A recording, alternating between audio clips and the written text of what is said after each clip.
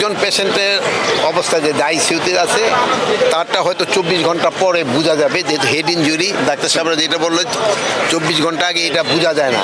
এটার ক্ষেত্রে আমরা আইনানুগ ব্যবস্থা তো নিচ্ছি এবং এটার সাথে যারা জড়িত তাদের সর্বোচ্চ বিচারের আওতায় আনা হবে।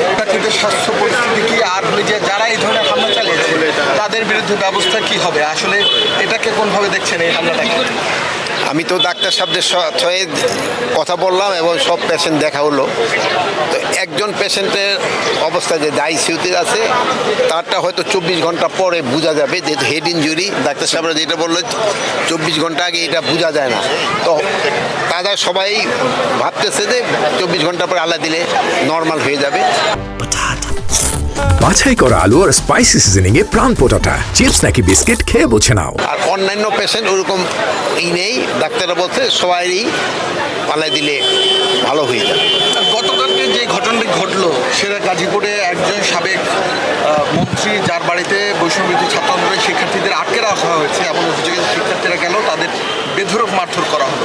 এই বিষয়টাকে আপনারা কীভাবে দেখছেন? এটার ক্ষেত্রে আমরা আইনানুগ ব্যবস্থা তো নিচ্ছি এবং এটার সাথে যারা জড়িত তাদের সর্বোচ্চ বিচারের আওতায় আনা হবে এবং তাদের সর্বোচ্চ যেন পানিশমেন্ট হয় এই ব্যবস্থা করা হবে। এই বিষয়টা কি পরিকল্পিত না এটা হলে এটা ইনভেস্টিগেশনে আগে তো আমি পুরোটা বলতে পারবো না।